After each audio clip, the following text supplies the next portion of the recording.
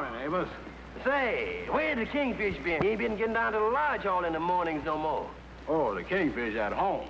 He and Sapphire listen to a program on the radio, the Happy Harrington. Oh, yeah, radio's happiest couple. Oh, they wouldn't miss that program for the world. They really loves it. Well, Harriet, I see our time is up once again. I must say goodbye to all our charming friends. That's right, darling. And until tomorrow, this is Harriet. And Harry saying Goodbye. And stay happy. George, I can't get over how much more pleasant things has been since we've been listening to the Happy Harrington. Yeah, it's made a difference around here. Breakfast more pleasant. Yeah, honey, they done something for us. I thought the Harringtons was particularly wonderful this morning. Well, I thought they wasn't as good as usual. I thought they was a whole lot better yesterday morning. Oh, I thought they were so much better today. But then we're all entitled to our own opinion. Because I thought Harry was just wonderful. Just wonderful. Well, as a matter of fact, now that you mentioned it, the boy sort of got on my nerves this morning. He got on your nerves? And just how did he do that? Well, I don't know. Sometimes the boy seemed too happy. Yeah, as a matter of fact, sometimes he's so happy that I got a sneaking suspicion that they ain't married at all. Now, what is it now? You are one person who could certainly learn something from Harry Harrington. He's pleasant and jovial all the time. Sure happy. Sitting up there in that penthouse, wearing a $200 suit of clothes, sipping coffee out of a golden cup, and wondering what nightclub he's going to later on. George Stevens. What is it now? The Happy Harringtons has showed me something. Married people can be happy. And George Stevens, from now on, me and you is going to be a happy married couple. Do you understand? All right with me. I have always been the one that tried to bring a little happiness into the home. What you talking about? If there's any happiness here, I'm the one responsible for it. You brought happiness? Huh. You've been a sourpuss all your life. Don't you call me no sourpuss. I'm always trying to be gay and happy, you old crab. You gay and happy? Why, I know fellas in the death house that's gayer than you is. I done heard enough of this. George Stevens, me and you is going to have happiness around here if it's the last thing I ever do in my life. Do you understand? Yes, ma'am. And you can do the dishes.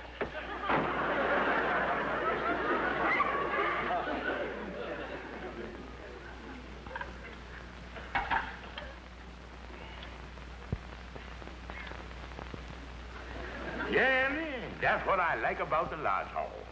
Here I has peace and quiet. Here I has comfort.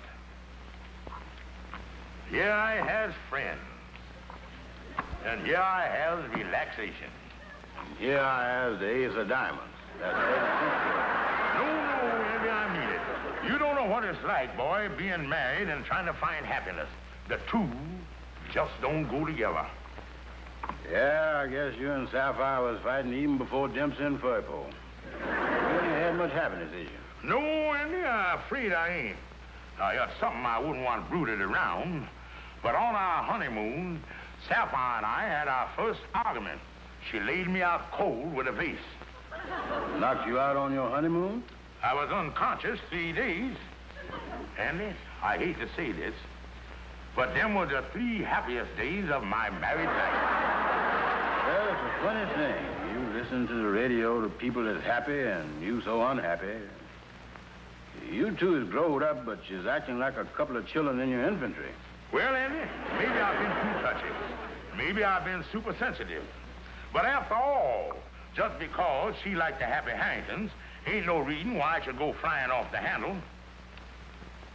Andy, I'm going to give it another chance. I think I found a solution to stop the fight. From here on in, I'm going to agree with everything she says. Everything. That's the thing to do. No matter what she says, you stay in complete accordion with her. Well, Harriet, that just about wraps up the program for today. Yes, Harry. And I hope all our dear, dear listeners will be with us again tomorrow, because we're going to have a wonderful, wonderful show. And until tomorrow, this is Harry and Harriet saying goodbye. and stay happy. They had a nice program. They certainly did. They did that. I agree with you 100%. They did that. That was a cute little number they done together, wasn't it? Cutest little number I ever heard. I agree with you completely. I do that. I do that. And it was a cute story, wasn't it, the way they found that little French poodle in Paris? The cutest story I ever heard. I agree with you 100%. I do that. I do that. What's the matter with you, George? Ain't you got no mind of your own? Well, I'm only agreeing with you. You could at least express an opinion of your own. Must I tell the whole conversation? Well, now, honey.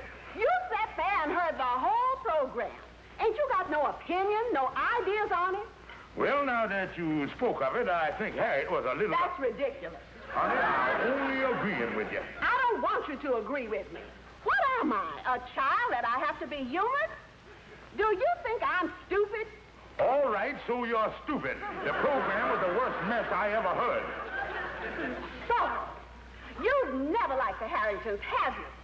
All these mornings you've been sitting here listening to it and pretending to like it. Now, wait a minute, Sapphire. George Stevens, you've been living a lie. That settles it. You're the most impossible woman that ever lived. Don't you shout at me. I'll shout at who I please. This is my house, and a man's home is his castle.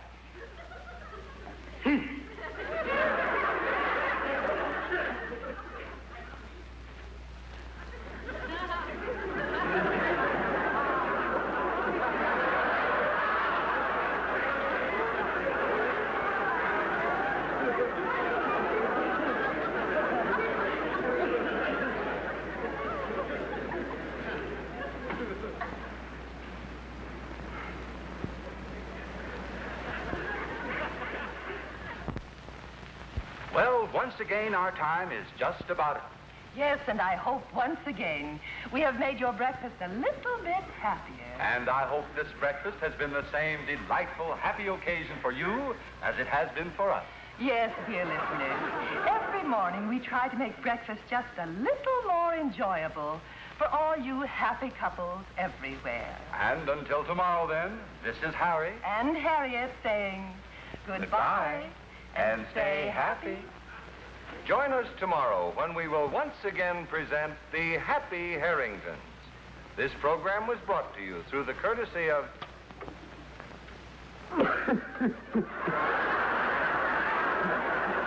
Oh, Sapphire.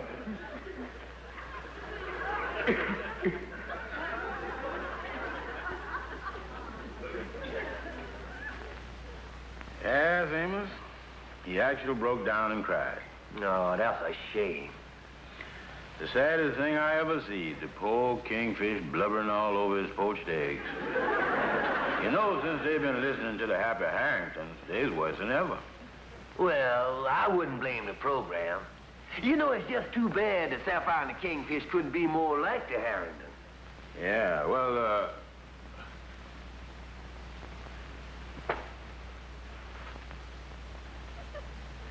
Yeah, I think it just might work, Sapphire. Well, maybe you're right. Maybe the reason we fight is because I ain't like Harriet. Maybe I could be more happy. Amos, I'm going to try. I really am. Oh, that's nice. Amos, I think you got something there. That's right, Kingfish. If you tried being like Harry, maybe Sapphire going to turn out to be just like Harriet. Amos, you are a genius. Well, Sapphire started out to pattern herself after Harriet. Yes, Harry and I spent one of our most enjoyable evenings last night. Didn't we, Harry? Oh, indeed, we did. We had an early dinner at the Stork, and then Harriet and I joined a party of our friends for the horse show at the garden. Yes, and coming home, I was positively famished. And we stopped in at the quaintest little place right off Madison. It was simply exquisite. And she really got some good pointers. And the Kingfish didn't waste no time to pattern himself after Harry. Harry and I were at home last night, to a small group of our most intimate friends. Yes, one of the most stimulating evenings we've spent in a long time. Charming friends, delightful conversation. Oh, the conversation fairly sparkled with tidbits about the theater. And we chit-chatted for hours with Colonel Thorndyke. He's the one who was on that diplomatic thing, you know. And you had the apartment just perfect. One mass of flowers. Just a perfect evening, my dear. And the kingfish picked up some pointers, too. Let's see here. Flowers, candy, nightclub, charming friends, compliments, tea, lawn party, croquet, horseback riding, charming friends. Well, most of that sounds all right. But you got croquettes here. Do eating them make you happy? Oh, Andy, that's croquet. It's a game played with polo ponies. Oh, yeah. Yeah, but with the Happy Harringtons is their social life. They're always talking about being at the opera with Noel and chit-chatting at the theater with Tallulah. In other words, that's one of the reasons they're happy, because there's always chit-chatting with charming friends. So me and Sapphire gonna start chit-chatting with charming people. Well, there's only one catch there, Kingfish. You don't know this fella, Tallulah. Where are you going to get these charming and cultured people you was going to chit-chat with? Well, Andy, that's where I'm gonna have to cut a few corners. I want you to get a hold of one of them gals of yours, and you and her is gonna be my charming circle of friends for the evening. Me get a hold of a gal? That's right, but be sure it's the right type. Cultured, charming, and refined. I got just the right gal. Rosemary De Winters. Good, good.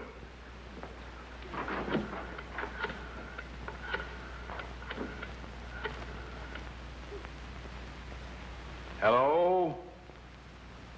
May I speak to Miss De Winters, please?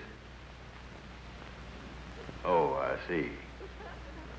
Well, when she gets off to Mango, will you have her call Mr. Brown?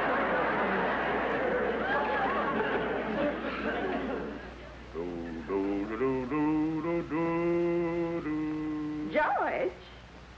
Well, George, how do I look?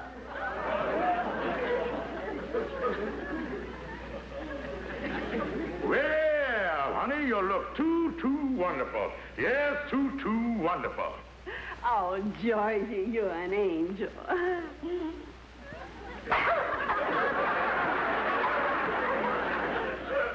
By the way, George, who's the people we're going out with this evening? Oh, they're charming people, nice, charming people. We're going to have a lot of nice chit-chat, and everything going to be jolly and gay. We're going to have a charming evening. Well, I hope they're nice. After all... That must be our charming friends now. Well, come in, my charming friend. It's charming to see you. Yeah, charmed to see you too, Kingfish, and charmed to see you too, Sapphire. See that, Sapphire? The whole mess of us is all charmed up. Hey, Andy. Sapphire, may I introduce you up with Miss Rosemary De Winters? She's going to be my fiancée for the evening. How do you do, Miss De Winters? Hello, Mrs. Stevens. Well, glad you charming folks got here. Can I take your wrap, Rosemary? Thank you, Mr. Stevens. Rosemary, you better put your wrap back on. You done lost the top of your dress. Oh, Andy, silly. This is the new strapless model that they're wearing now. Yeah, and mighty pretty, too. Sapphire can't wear them things on account of her protruding collarbone. She counted last year when she listened to Watch Tone. Only trying to make conversation, honey. Just trying to make conversation. Well, we are due at the nightclub at 8. Won't you all have a little snack? Oh, yeah. Mrs. Stevens, I don't like to hurry you, but it is rather late, isn't it? What do you mean? Well, we're going to leave for the club in about 5 or 10 minutes. Don't you think you'd better start getting dressed? Well, Dressed? Oh, yes. You don't want to go to a nightclub in that old house coat. I am dressed. And if you want to know my opinion, I think I look about 4 times as attractive as you do. Well, I can't think of no better time than now to start chit-chatting. Talk of interesting things, like the art, the opera, the museum, and all that kind of stuff. Well, is everybody comfortable? Good. Now for some interesting chit-chat. Yeah. Are you comfortable there, Rosemary? Yes, I am. Yeah. Are you comfortable in that chair, Sapphire? I have been for 20 years. The chit-chat seems to be dragging a little bit, don't it? Ain't nobody been to the opera or the theater lately? Yeah, I was at the theater last night. Oh, the theater, huh? Well, tell us about it. Well, the first thing, Bubbles Laverne come out on the runway, and then Well, so much for the theater. I guess we better be getting on. Yeah, let's get going. I've had enough of this chit-chat. I think we've been sitting here long enough. I'll get my coat.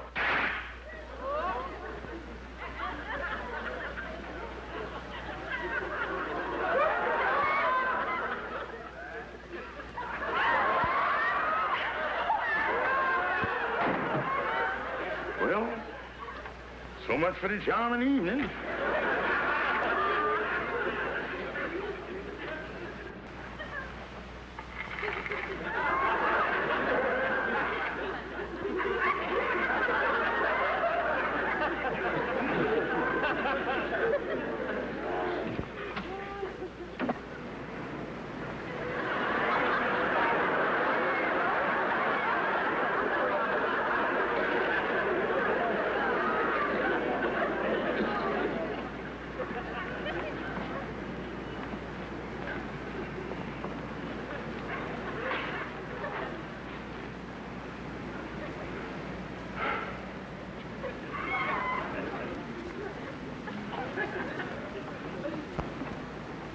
Well, Andy, what's the latest between Sapphire and the Kingfish this morning?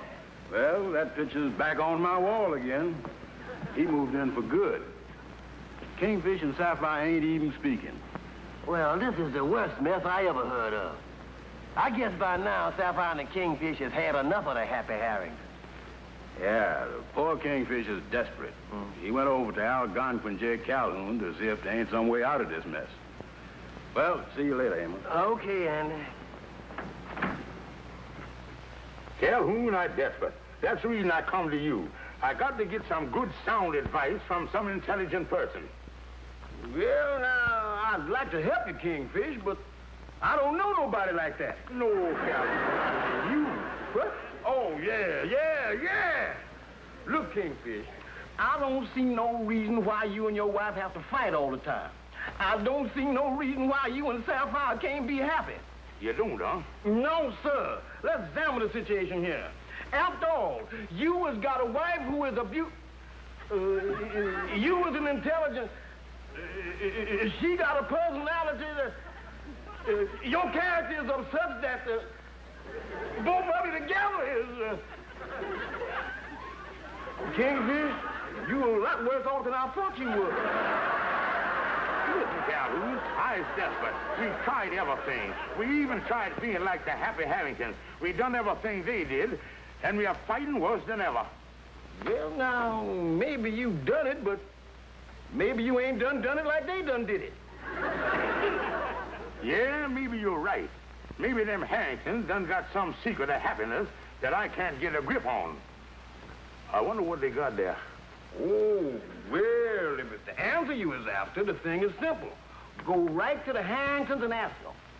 Calhoun, I'm going to do it. I'm going to see if I can't get Sapphire to go down to the radio station with me tomorrow morning and talk with the Happy Harringtons. Yeah. Look, Sapphire, don't hang up. Please do this for me. Please go with me to see the Happy Harringtons. Well, all right, George. I'll meet you at the broadcasting studio in the morning. I just hope it works out. Oh, thank you, honey. Thank you. I'll meet you there at 8 o'clock in the morning.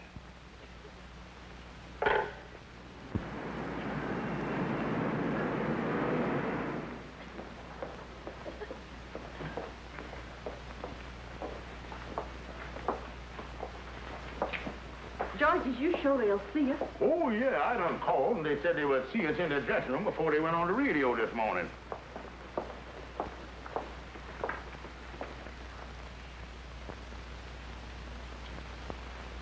Well, here goes.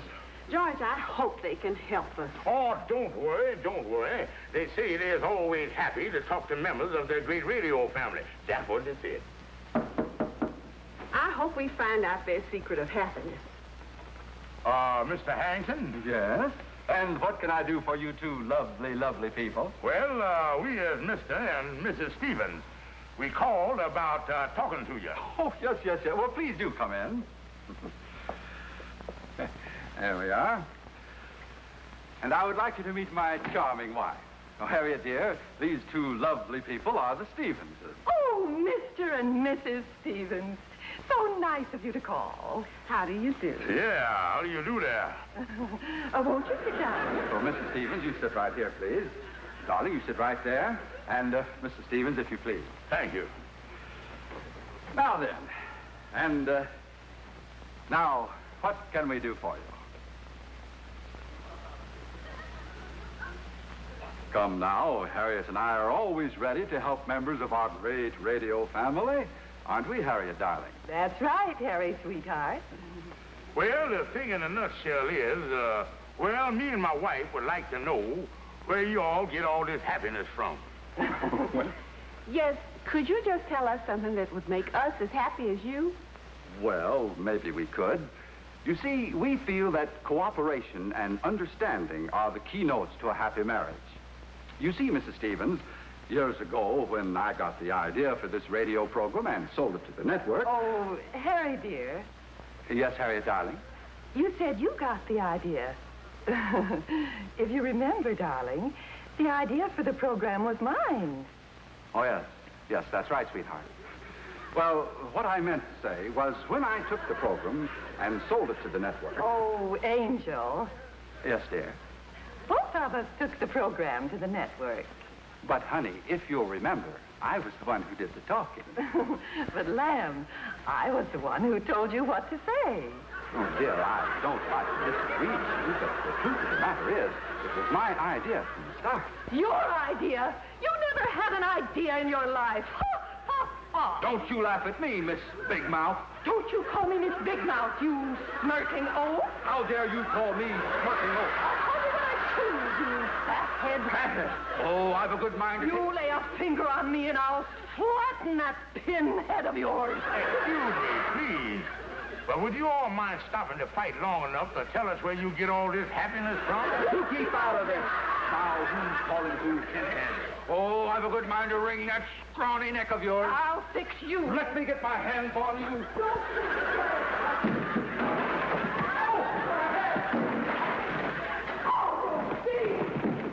Yes, quick! Call the front office. The Happy Harringtons are at it again.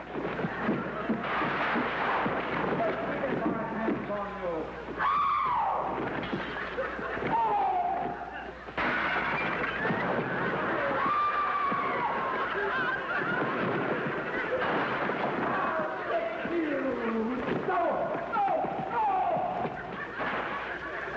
Good morning, ladies and gentlemen. This is station KTIX, welcoming you once again to the happiest half hour in radio. However, due to an unforeseen accident, we regret that the Happy Harringtons will not be with us this morning. But the show must go on, and fortunately, we are about to rush in a last-minute substitution. And here they are, the Happy Stevenses. Good morning, darling. Good morning, sweetheart. Happy, happy, happy. And now for some interesting chit-chat.